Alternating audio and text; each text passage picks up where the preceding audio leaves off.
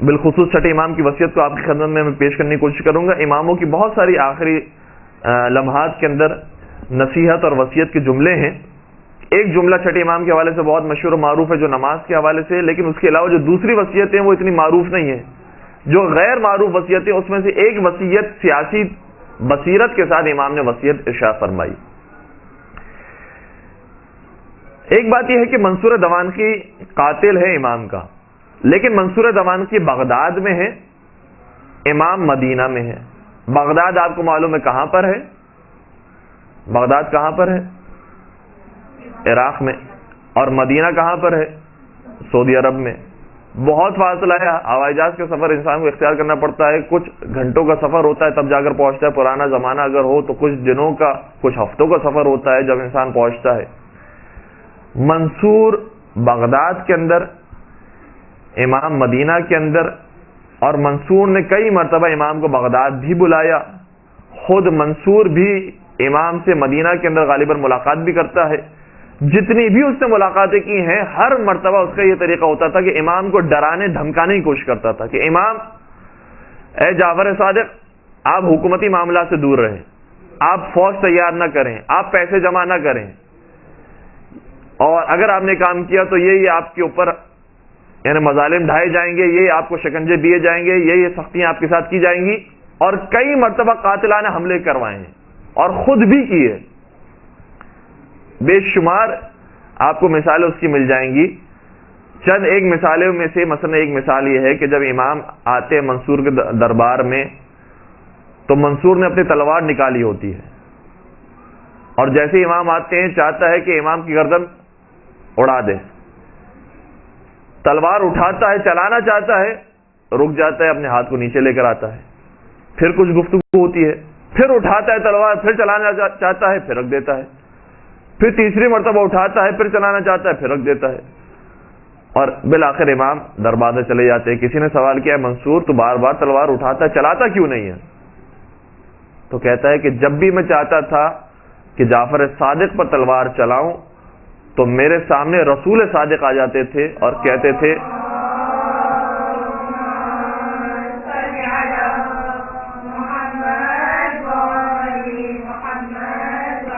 تھے اے منصور، اگر تو نے میرے فرزند کو شہید کیا تو میں تجھے اس تلوار سے قتل کر دوں گا.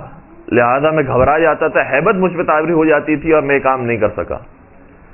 ایک مرتبہ باقاعدہ امام کے اوپر تلوار چلا کر امام کو شہید کر دیا، اور جو قاتل تھا وہ یہ رپورٹ لے کر آیا کہ میں نے باقاعدہ امام کے جسم کے اعضاء کے ٹکڑے ٹکڑے کر دیے. اگلے دن امام صحیح و سالم جسم کے ساتھ منصور کے سامنے آ جاتے ہیں.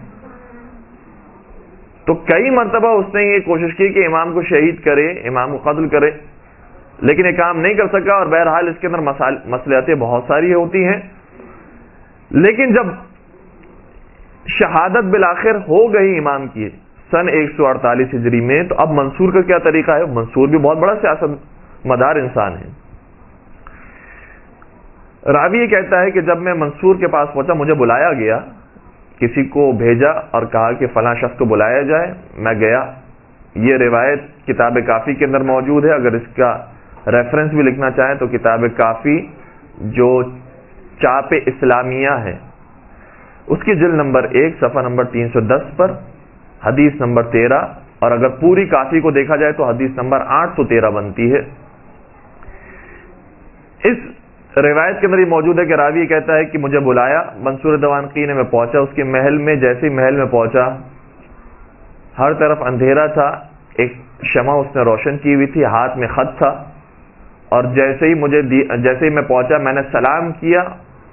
جواب سلام تو اس روایت میں ذکر نہیں ہے، یہ ذکر ہے کہ جیسے ہی میں نے سلام کیا اس نے وہ خط میری طرف پھینکا اور دھاڑے مار کر رونے لگا، گریہ کرنے لگا، اور کہتا ہے کہ شہید کر دیا گیا جعفر صادق کو، قتل کر دیا گیا جعفر صادق کو.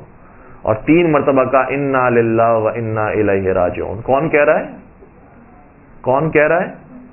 منصور دوانقی جو قاتل ہے امام کا، وہ کہہ رہا ہے انا للہ و انا الیہ راجعون، انا للہ و انا الیہ راجعون، انا للہ و انا الیہ راجعون. ہائے جعفر صادق کو مار دیا گیا.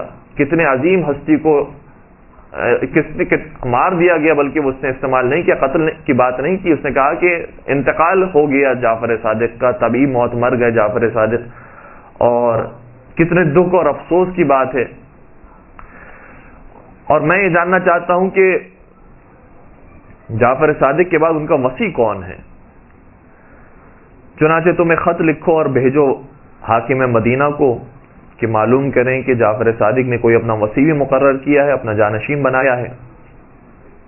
یہ کہتا ہے کہ کچھ دنوں کے بعد جب میں پہنچا، وہ خط لکھا میں نے، اور خط لکھنے کے بعد جب جواب آیا اور پھر دوبارہ میں منصور دوانقی کے پاس پہنچا تو منصور دوانقی نے کہا کہ خط کا جواب آ گیا، اور عجیب جواب اس کے اندر موجود ہے۔ حاکم مدینہ یہ کہتا ہے کہ جعفر صادق نے اپنا وصی بنایا ہے، لیکن ایک شخص کو نہیں بنایا ہے، 5 افراد کو بنایا ہے۔ اور میں نے کہا تھا حاکم مدینہ سے کہ جس کو بھی وصی بنایا ہو اسے فوراً قتل کر دو، اور سب سے پہلے ان اوصیاء میں میرا نام لکھا تھا، یعنی یہ لکھا تھا جعفر صادق نے کہ میرا وصی منصور دوانقی ہے۔ دوسرا نام جو لکھا تھا وہ حاکم مدینہ ہی کا لکھا تھا۔ دوسرا وصی محمد ابن سلیمان ہے۔ تیسرا وصی عبداللہ جو امام کے فرزند افتحی عبداللہ افتحی وہ ہیں۔ چوتھے امام موسیٰ کاظم علیہ الصلوۃ والسلام ہیں، اور پانچویں جناب حمیدہ خاتون۔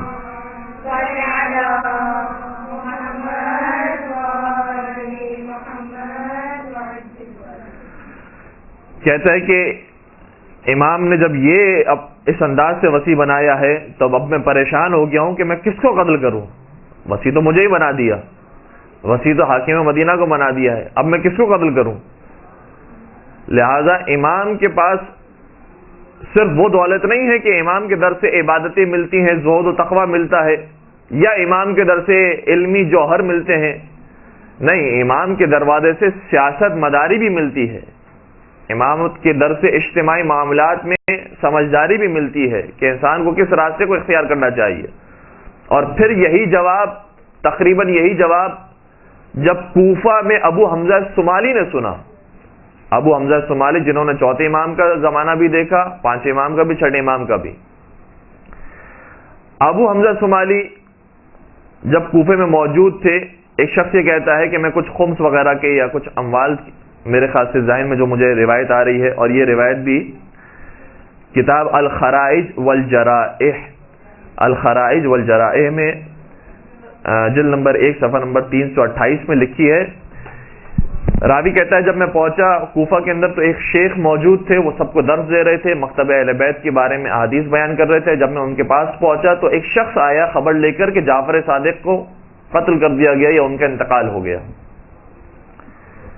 انہوں نے افسوس کا اظہار کیا، انا للہ و انا الیہ راجعون غالباً پڑھا، اور اس کے بعد سوال کیا کہ ان کا وصی کون ہے؟ تو آنے والے نے بھی یہی خبر دی کہ بعض روایتوں میں ملتا ہے کہ 3 افراد کو انہوں نے اپنا وصی بنایا ہے، بعض میں ملتا ہے 5 افراد کو بنایا ہے۔ جن 5 افراد کا نام اس نے لیا وہ وہی 5 افراد تھے کہ جو منصور دوانقی کے پاس بھی خط پہنچا تھا۔ جیسے ہی ان 5 اوصیاء کے نام ابو حمزہ الصومالی نے سنے تو جملہ کہتے ہیں، یہ جملہ بھی مختلف کتابوں میں مختلف انداز سے آیا ہے، لیکن الخرائج والجرائح میں جو جملہ لکھا ہے وہ یہ لکھا ہے، وہ کہتے ہیں کہ دل علی الصغیر، پہلے تو وہ فرماتے الحمدللہ الذی لم یضلنا، اس خدا کی حمد ہے کہ جس نے ہمیں گمراہ نہیں کیا اور ہدایت کا راستہ دکھا دیا۔ اور کیسے ہدایت کی؟ فرماتے ہیں کہ دل علی الصغیر ومن علی الکبیر وستر الامر العظیم۔ کہتے ہیں کہ چھٹے امام نے جو 5 افراد کو وصی بنایا ہے، ان اوصیاء کے حالات دیکھنے کے بعد پتہ چلتا ہے کہ جو ان میں سب سے چھوٹا انسان ہے، جو عمر میں سب سے چھوٹا ہے، کم سن ہے، حقیقت میں وہی امام ہے۔ وَمَنَّ عَلَى الْكَبِيرِ، اور جو کبیر یعنی جو بڑا بیٹا اور بڑے فرزند کا نام امام نے شامل کیا، وہ گویا بڑے پر احسان کیا ہے، ورنہ اس کا نام لینے کی ضرورت نہیں تھی۔ اور بعض جگہ پر یہ بھی ملا ہے منا کی بجائے بینا علی الکبیر، یعنی بڑے بیٹے پر واضح کر دیا کہ تو وصی بننے کے لائق نہیں ہے، حقیقت میں موسیٰ کاظم ہے کہ جو وصی ہے۔ وستر الامر العظیم، اور جو بہت عظیم امر امامت تھی اس کو پوشیدہ طریقے سے بیان بھی کر دیا. تو جو سمجھدار افراد تھے وہ اسی وصیت کو دیکھ کر 5 افراد کے نام دیکھ کر سمجھ گئے کہ کون حقیقت میں وصی ہے. منصور دوانقی ہو نہیں سکتا کیونکہ وہی قاتل ہے, وہی امام کو اذیتیں پہنچانے والا, کئی مرتبہ قاتلانہ حملہ کر چکا ہے. محمد ابن سلیمان یہ ہو نہیں سکتا کیونکہ اسی ہی کو تو حکم دیا ہے منصور نے کہ امام پر سختیاں رکھو, اور سب سے زیادہ سخت حاکم مدینہ کو بنایا گیا تھا کیونکہ امام وہاں پر موجود تھے, وہ بھی نہیں ہو سکتا. تیسرا شخص عبداللہ افتحی ہے. عبداللہ افتحی کے بارے میں خود ابو حمزہ صومالی نے آگے بھی یہ وضاحت کی ہے, کتاب اعیان الشیعہ کے اندر یہ بات موجود ہے. جلد نمبر 1 صفحہ نمبر 677 کے اندر ابو حمزہ صومالی ہی کا جملہ محسن الامین نے لکھا ہے. وہ کہتے ہیں کہ ابو حمزہ صومالی نے کہا کہ عبداللہ افتحی اس لیے امام نہیں ہو سکتا کیونکہ اس کے اندر 2 خامیاں موجود ہیں. ایک جسمانی لحاظ سے وہ درست نہیں ہے, اسی لیے اسے افتح کہا جاتا ہے, اور دوسرا علمی اعتبار سے وہ کمزور ہے, اسی لیے جب بھی اس سے مسائل دینی پوچھے جاتے ہیں تو کہتا ہے مجھے نہیں معلوم, میں جاہل ہوں. تو وہ جو جاہل ہو وہ امام نہیں بن سکتا. لہذا عبداللہ افتحی اگر امام بننے کے قابل ہوتے تو امام پھر اپنے چھوٹے فرزند کا نام نہیں لیتے. چھوٹے فرزند کا نام لینا خود اس بات پر دلیل ہے کہ بڑا فرزند اس لائق نہیں ہے کہ وہ امام بن سکے. اور پھر خاتون کبھی بھی امام یا نبی نہیں ہو سکتی. لہذا یہ معلوم ہو گیا کہ حمیدہ خاتون جو ان کی زوجہ ہیں وہ بھی وصی نہیں ہیں, بلکہ سات امام موسیٰ کاظم علیہ السلام وہ ہیں کہ جو وصی ہیں.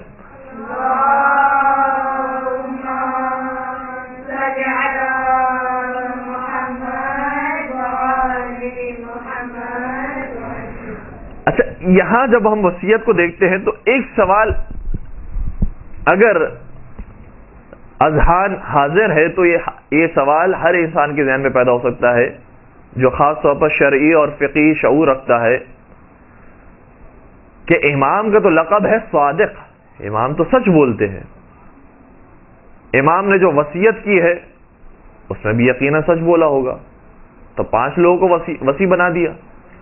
یا امام نے نعوذ باللہ کیا کس سے کام لیا, اور امام نے یہاں پر صداقت کا مظاہرہ نہیں کیا. کیا وجہ ہے؟ امام نے 5 افراد کے نام لیے. یا تو ہم کہیں کہ کذب ہے یا صدق ہے. اگر صدق ہے, سچی بات ہے, تو 5 کے 5 ہونے چاہیے, اور اگر کذب ہے تو یہ توقع نہیں رکھی جا سکتی امام صادق سے کہ وہ کوئی کذب کی بات کرے.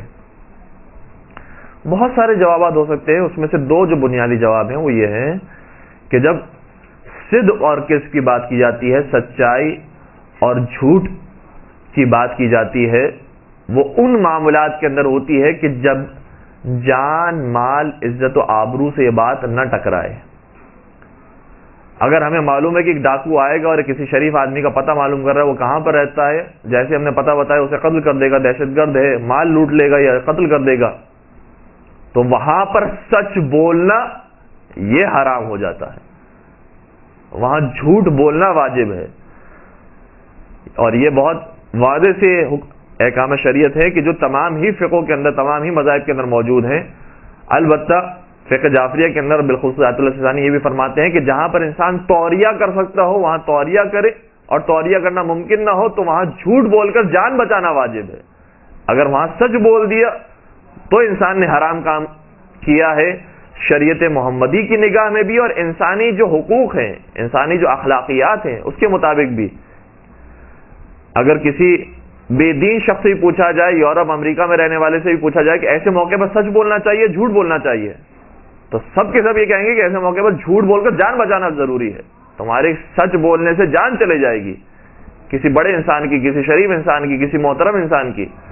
لہذا وہاں پر جھوٹ بولنا چاہیے. لیکن چونکہ چھٹے امام کے بارے میں ہم یہ نہیں جانتے کہ ان کی نیتوں میں کیا کیا باتیں پوشیدہ تھی. جب ایک عام انسان کی ہم نیت نہیں جانتے کہ اس نے یہ جملہ کہا ہے وہ کس وجہ سے کہا ہے. اگر وہ کسی کے بارے میں بتا رہا ہے کہ اس کا ایڈریس یہاں پر نہیں ہے وہاں پر ہے, تو اس کے ذہن میں ممکن ہے یہ بات ہو کہ جس کا ایڈریس میں بتا رہا ہوں یہاں پر نہیں وہاں پر ہے, وہ کوئی اور آدمی ہے, جس کا ایڈریس تم پوچھ رہے ہو وہ کوئی اور آدمی ہے, میں نے کسی اور آدمی کا بتا دیا. یہ ایک توریہ کا طریقہ ہے. تو امام نے جو 5 افراد کے نام لیے کہ یہ میرے وصی ہے, یہ کیا واقعاً امامت کے اندر میرے وصی ہیں یا نہیں جس طریقے سے انسان اخلاقی وصیتیں کرتا ہے بہت سارے لوگوں کو کہ تمہیں میں نصیحت کرتا ہوں، یہ وصیت کرتا ہوں، جیسے کہ امام کی وصیت کا جملہ ہے کہ میری شفاعت اس کو نصیب نہیں ہوگی کہ جو نماز کو حقیر سمجھتا ہو. تو یہ جس کو وصیت کی جا رہی ہے امام کی جانب سے وہ بھی وصی ہو گیا، لیکن وہ وصی کہاں، اور جو امامت کے معاملے کے اندر وصی ہے وہ کہاں. لہذا اخلاقی وصیت اگر کسی کو کی جا رہی ہے تو وہ بھی وصی کہلاتا ہے. چنانچہ امام نے جس طریقے سے ہر ایک کو وصیت کی ہے، منصور دوانقی کو بھی کئی مرتبہ وصیتیں کی کہ صحیح راستے پر آ جائے، لیکن اس نے وصیت پر عمل نہیں کیا، نہیں مانا، گرچہ وصی بنایا گیا ہے لیکن اس نے وصیت کی پرواہ نہیں کی ہے، اخلاقی وصیتوں کو بروئے کار نہیں لایا ہے، لہذا وہ صحیح وصی نہیں کہلائے گا. اور امام یہاں پر ہم یہی کہیں گے کہ بہت ساری وجوہات ہو سکتی تھی جس کی بنا پر امام نے 5 ناموں کو لیا، اور اگر یہ 5 نام نہیں لیے جاتے تو امامت خطرے میں آ سکتی تھی اور دین اسلام کو خطرہ تھا. اب یہاں سے ہم ایک اور موضوع کا آغاز کرتے ہیں کہ وصیتیں اس کے علاوہ اور کیا کیا امام نے بیان فرمائی. ایک درود پڑھ دیجیے گا محمد و آل محمد پر.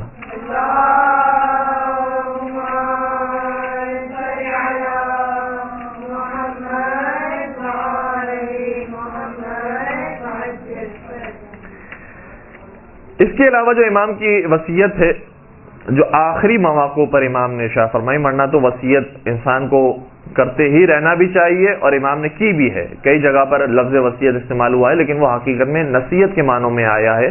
جو ہمارے اصطلاح کے اندر لفظ وصیت استعمال ہوتا ہے کہ جب انسان مرنے سے پہلے کچھ کلمات ادا کرے، اگر اس معنی میں لیا جائے تو امام کی کچھ بطور خاص وصیتیں ہیں کہ جو امام نے ارشاد فرمائی. وہی وصیت جو نماز کے بارے میں ہے اس کے ایک اگلا جملہ بھی ہے. ہم ایک حد تک اس کا جملہ پڑھتے ہیں اور بعض مقامات پر وہ نماز ہی تک جملہ محدود ہے، لیکن بعض دوسری جگہوں پر وہ جملہ آگے بڑھتا ہے. مثلا کتاب کافی کے اندر 2-3 مقامات پر یہ حدیث موجود ہے کہ امام نے ارشاد فرمایا کہ میری شفاعت اس کو نصیب نہیں ہوگی جو نماز کو حقیر سمجھے گا، لیکن کتاب کافی ہی کے اندر ایک مقام پر یہ حدیث آگے بڑھتی ہے.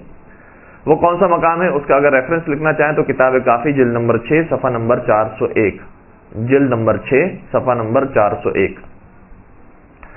اس میں امام نے اپنے فرزند سعد سرکار سے ارشاد فرمایا، یا بنیا انہ لا ینال شفاعتنا من استخف بالصلاۃ، اے میرے لال ہماری شفاعت اسے نصیب نہیں ہو سکتی، اس تک نہیں پہنچ سکتی کہ جو نماز کو خفیف سمجھنے والا ہو اور حقیر سمجھنے والا ہو. پھر امام کی وصیت آگے بڑھتی ہے.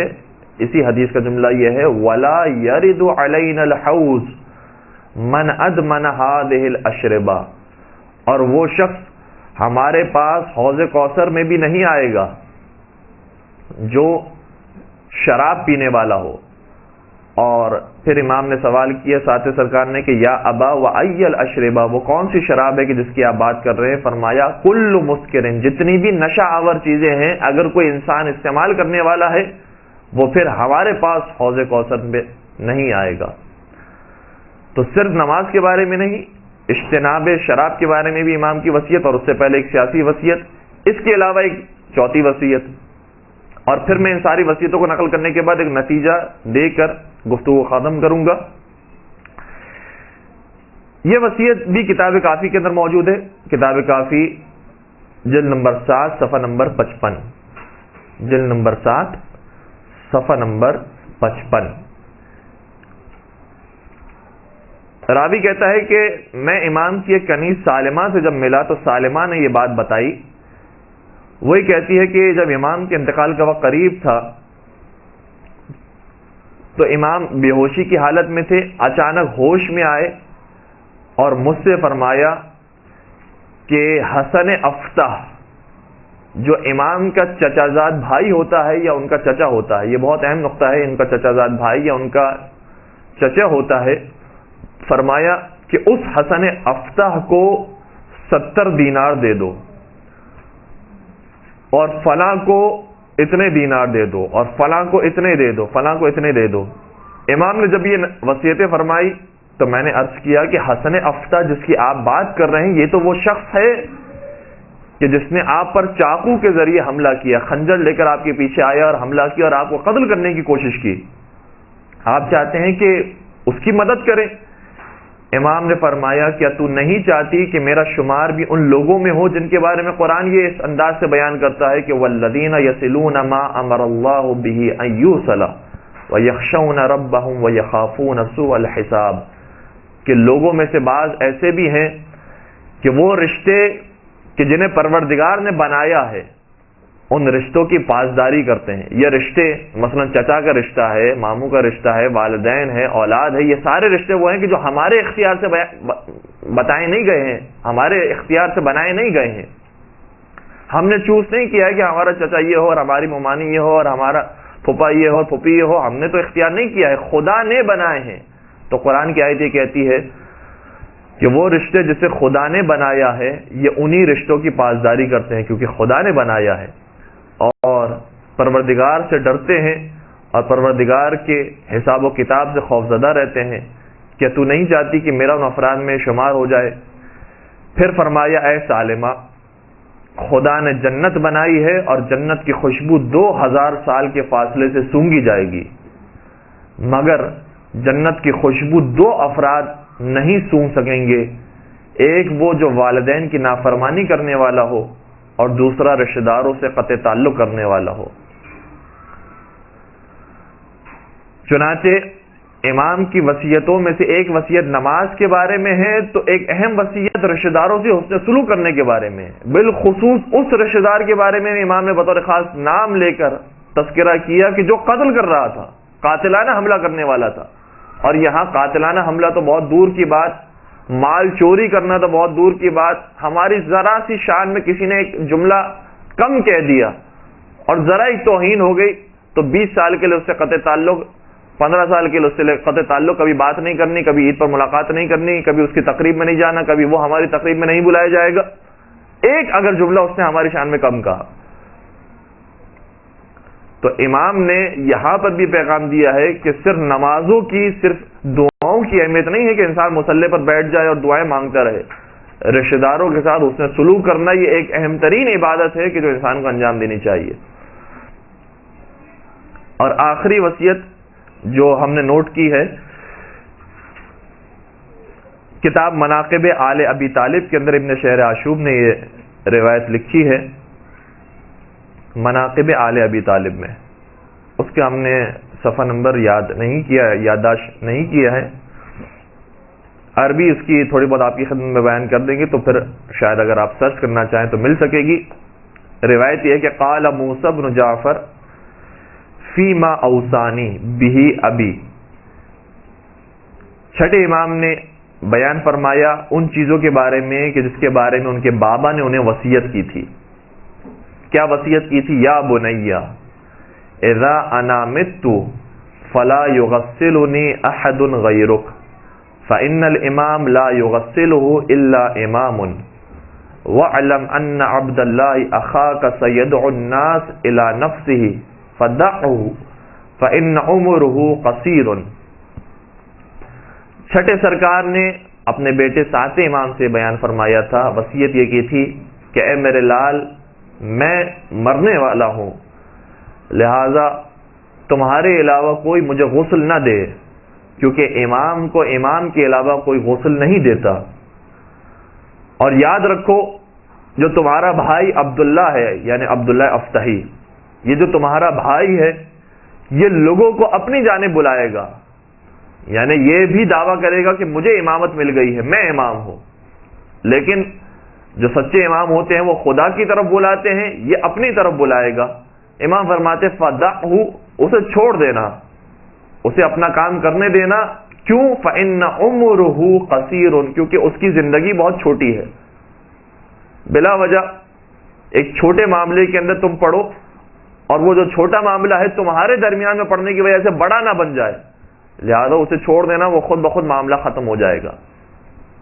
یہ بھی امام کی ایک گویا سیاسی بصیرت میں سے ایک جملہ ہے، جس طریقے سے وہ 5 افراد کی جو وصیت کی تھی، اسی طریقے سے یہ ایک اہم نقطہ ہے۔ غالباً احادیث کے اندر بھی اس قسم کی روایت بیان ہوئی ہے کہ جو باطل کا مقابلہ کرتے ہیں اس کے 2 طریقے ہوتے ہیں، رب باطل یموت بذکر و رب باطل یموت بترکہ، کبھی کبھار باطل کا مقابلہ جب انسان کرتا ہے تو بار بار اس کا ذکر کرتا ہے کہ یہ غلط ہیں، انہوں نے برائی کی ہے، انہوں نے دین کا خاتمہ کیا ہے، انہوں نے غلط طریقے سے دین پہنچایا ہے، بار بار ان کا تذکرہ کرتے ہیں تاکہ لوگوں کو پتہ چلے کہ یہ غلط افراد ہیں، ان کی تقلید، ان کی پیروی، ان کے پیچھے نہیں چلنا چاہیے۔ لیکن بسا اوقات باطل کا مقابلہ کرنے کا طریقہ یہ ہوتا ہے کہ انسان خاموشی اختیار کرے۔ یہ ایک عجیب طریقہ ہے۔ باطل کبھی کبھار بول اور زبان کے ذریعے مٹتا ہے، بولنے سے مٹتا ہے، اور کبھی کبھار خاموش رہ کر مٹ جاتا ہے۔ اگر خاموش رہنے کے مقام پر انسان نے بولنا شروع کیا تو باطل مٹے گا نہیں، باطل پروان چڑھے گا۔ بہت سارے ٹی وی پر آنے والے افراد اور مختلف قسم کے نظریات دینے والے افراد ایسے ہوتے ہیں کہ جن کے بارے میں ہم نے ذکر کر دیا، بیان کیا اگر انہیں اپنی محافل اور مجالس کے اندر، تو بلا وجہ وہ بڑے افراد ہو جائیں گے، بلا وجہ لوگ ان کے بارے میں معلوم کریں گے اور تبصرہ کریں گے۔ اور یہی معاملہ ہے کچھ ایسی چیزوں کا، جیسے کوئی نامناسب فلم آتی ہے، پیغمبر اکرم کے بارے میں بنائی گئی، کسی نبی کے بارے میں بنائی گئی، آج تک مجمع میں سے کسی نے نہیں دیکھی ہے، بہت کم افراد نے دیکھی، ہم نے بیان کر دیا کہ فلاں جگہ پر ایسی فلم بنائی گئی ہے، اس میں یہ دکھایا گیا ہے، نبی کی توہین کی گئی ہے، اہل بیت کی توہین کی گئی ہے۔ جنہوں نے نہیں بھی دیکھی تھی وہ بھی جا کر دیکھیں گے۔ تو اگر انسان خاموش رہتا تو یہ باطل خود بخود دب جاتا اور کسی کو خبر ہی نہ ہوتی کہ یہ کوئی باطل پیدا بھی ہوا تھا اور اس نے کوئی غلط کام بھی کیا تھا، خود بخود ختم ہو جاتا۔ لہذا باطل کے بھی مقابلہ کرنے کے دو طریقے ہوتے ہیں، بسا اوقات اس کو پھیلایا جاتا ہے اور بسا اوقات اسے چھپایا جاتا ہے۔ اور عجیب بات یہ ہے کہ پاکستانی معاشرے کے اندر انٹرٹینمنٹ یہی بن گیا ہے کہ باطل کو پھیلایا جائے، اور جب ان سے پوچھا جاتا ہے کہ یہ کیوں پھیلایا جا رہا ہے، کہا کہ اویئرنیس دینے کے لیے، کہ پتہ چلے کہ یہ غلط کام ہو رہے ہیں، ہمیں ان سے دور رہنا ہے۔ تو جو اچھے کام ہو رہے ہیں وہ بھی تو بیان کیے جائیں تاکہ اس سے قریب رہیں۔ وہ کوئی بیان نہیں کرتا، لیکن جو باطل کام ہوتے ہیں، جو غلط کام ہو رہے ہوتے ہیں، اسے بار بار دکھائے جاتے ہیں اور فیس بک پر عام کیا جاتا ہے، واٹس ایپ کے ذریعے عام کیا جاتا ہے کہ یہ وہاں پر غلط کام ہو رہا ہے، یہ وہاں پر غلط کام ہو رہا ہے، یہ کام غلط ہو رہا ہے۔ اس کے بعد کمنٹس بھی بہت برے برے آ گئے ہیں۔ لیکن حقیقت یہ ہے کہ باطل کا پرچار نہ کیا جائے، بہت سارے باطل ایسے ہوتے ہیں جن کا پرچار نہ کیا جائے تو انسانی معاشرے کے لیے بہتر ہوتا ہے اور اس سے دین کی بقا ہوتی ہے۔ لہذا باطل کا مقابلہ ہمیشہ اسے پھیلا کر نہ کیا جائے، کبھی کبھار خاموشی کے ذریعے بھی اس کا مقابلہ کیا جا سکتا ہے۔ ایک درود پڑھ دیجئے محمد و آل محمد پر۔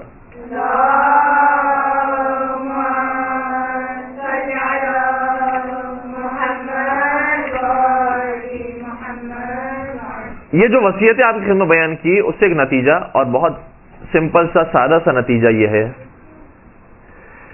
آج بہت سارے لوگ کال کر کے اور میسیجز کر کے معلوم کرتے ہیں کہ مولانا صاحب یہ بتائیے کہ کیا آج کے زمانے میں دینداری یہی ہے کہ انسان نماز شب پڑھنے والا ہو، نماز غفیلہ پڑھنے والا ہو، نہج البلاغہ پڑھنے والا ہو، صحیفہ سجادیہ پڑھنے والا ہو، قرآن مجید پڑھنے والا ہو، مفات الجنان پڑھنے والا ہو، کیا یہ ہے دینداری؟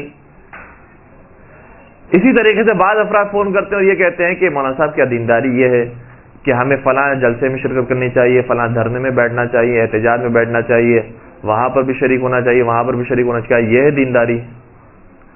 دینداری کیا ہے؟ ممبر پر آنے والے جو افراد ہیں، عجیب بات یہ ہے، اور یہ احادیث میں بار بار بیان بھی کی گئی ہے بات، کہ تم اس وقت تک دین خدا کی مدد نہیں کر سکتے جب تک پورے دین کو حاصل نہ کر لو۔ دین کے تمام جوانب اور تمام حواشی کا اگر تمہیں علم نہ ہو تو تم دین کی مدد نہیں کر رہے، دین کو نقصان پہنچانے کا کام بھی کر سکتے ہو۔ لہذا وہ افراد کی جنہوں نے کام کیا ہے ایک شعبے کے اندر، انہوں نے سیاسیات کے اندر کام کیا ہے، وہ جب بھی بات کریں گے ہمیشہ سیاست کی گفتگو کریں گے، ممبر پر آ کر دین کے نام پر سیاست کی گفتگو کریں گے۔ جنہوں نے کام کیا ہے فقہی مسائل کے اندر، عبادات کے اندر، اخلاقیات کے اندر، جب بھی وہ آئیں گے ہمیشہ نماز، روزے، عبادات، دعائیں، مناجات، ان کی بات کریں گے۔ جو دوسرے قسم کے افراد ہیں، جیسے جنہوں نے اخلاقیات اور بالخصوص اجتماعی معاملات کے اندر انہوں نے کام کیا ہے، وہ مثال کے طور پر انسان کو سچ بولنا چاہیے، امانت داری کا مظاہرہ کرنا چاہیے، ایک دوسرے سے اچھا سلوک کرنا چاہیے، اچھا برتاؤ کرنا چاہیے۔ یہی دین ہے کہ انسان مخلوقات کی خدمت کرے، خدمت خلق ہی دین کا اصل مقصد ہے۔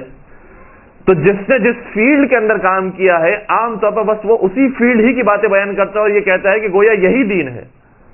یہی سب سے بڑا نیکی کا کام ہے، یہی سب سے بڑا ثواب کا کام ہے. یہ نہیں کیا تو سارے کام بیکار ہو گئے. جبکہ ائمہ نے بھی کئی مرتبہ اس بات کو بیان کیا، اور یہ بات وصیتوں سے بھی ہمارے سامنے آتی ہے کہ دین کسی ایک معاملے کا نام نہیں ہے. امام نے جہاں نماز کے بارے میں وصیت کی ہے، ایک واجب کام کے بارے میں وصیت کی ہے، وہاں ایک سب سے بڑے حرام مثلا شراب کے بارے میں بھی وصیت یہ کی کہ اس سے اجتناب کرو.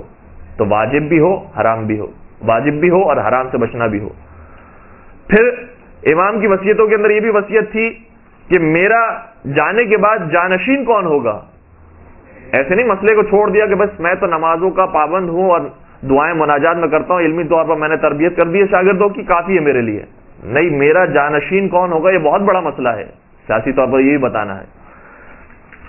اسی طریقے سے اپنے رشتہ داروں کے بارے میں بالخصوص وصیت یہ فرمائی کہ فلاں کو اتنے درہم دے دو، فلاں کو اتنے دینار دے دو، اتنے دے دو. اس کا مطلب یہ ہوا کہ امام صرف مصلے کے پابند نہیں تھے، بلکہ اجتماعی معاملات میں بھی رشتہ داروں کے ساتھ حسن سلوک اچھا برتاؤ یہ بھی امام کی زندگی کے اندر موجود تھا. تو انسان کی زندگی کی انفرادی ذمہ داریاں بھی ہیں، اجتماعی ذمہ داریاں بھی ہیں، خاندانی ذمہ داریاں بھی ہیں، سیاسی ذمہ داریاں بھی ہیں، دینی ذمہ داریاں بھی ہیں، دنیاوی ذمہ داریاں، نہ جانے کتنی ذمہ داریاں ہیں.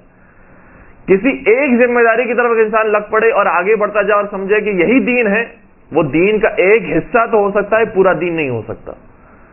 پورا دین حاصل کرنا ہوگا تو دین کے تمام جوانب پر عمل بھی کرنا ہوگا اور لوگوں کی خدمت میں بیان بھی کرنا ہوگا.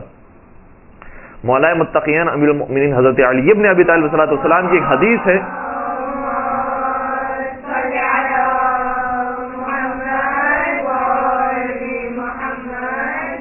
جس میں امام نے اپنے بیٹے سے فرمایا یا بنی للمؤمن ثلاث ساعات، اے میرے لال مومن کی زندگی میں 3 اوقات ہونے چاہیے، اس کی زندگی 3 حصوں میں تقسیم ہونی چاہیے. اب یہ 3 حصوں کا بھی یہ مطلب نہیں ہے کہ برابر سے ہم نے 3 حصے تقسیم کیے، 100% کو 33.33% کے اندر تقسیم کیا کہ بالکل نوٹنگ کے ساتھ ہم چل رہے ہوں. یہ بات نہیں ہے.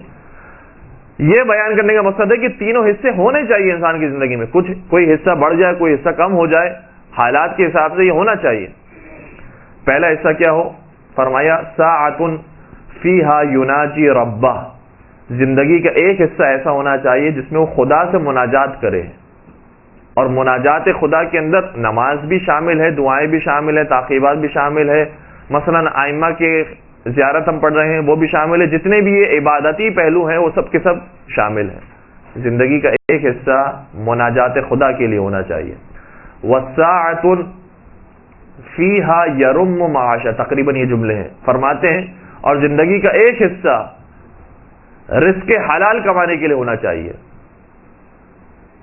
اب ظاہر سی بات ہے کہ جب مردوں سے انسان مخاطب ہوگا تو بالخصوص ان کے لیے بات ہے کہ اگر صرف نماز روزے کے اندر لگ گئے تو کون نان و نفقے کی ذمہ داری اٹھائے گا، کون لے کر آئے گا کھانا، اور کون وسعت پیدا کرے گا اپنے خاندان کے لیے.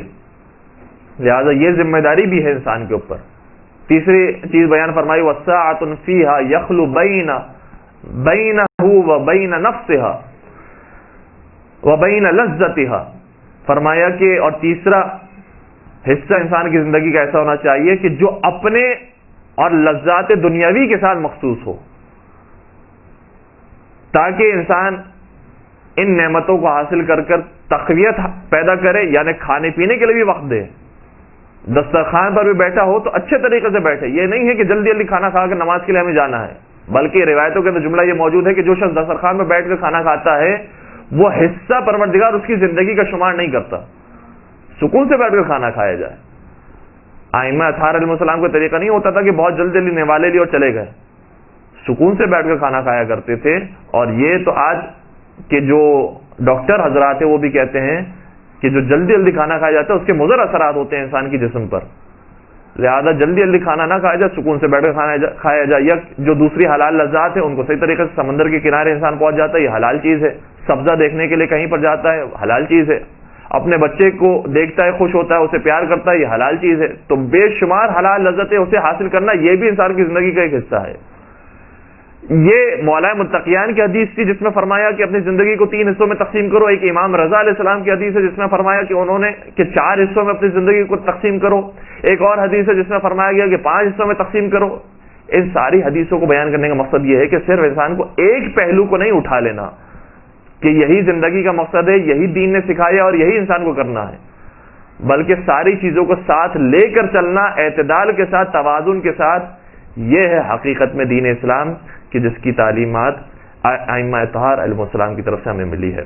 پروردگار سے دعا کرتے ہیں کہ انشاءاللہ سیرت محمد و آل محمد پر ہم سب کو چلنے کی توفیق عطا فرمائے، محمد و آل محمد کی زندگی اور ان جیسی موت ہم سب کو نصیب فرمائے، ہمارے تمام گناہ کبیرہ اور محرومین کے تمام گناہ کبیرہ صغیرہ کی مغفرت فرمائے. انشاءاللہ جتنے شیعان حیدر قرار ان تمام کی جان مال عزت و آبرو کی حفاظت فرمائے.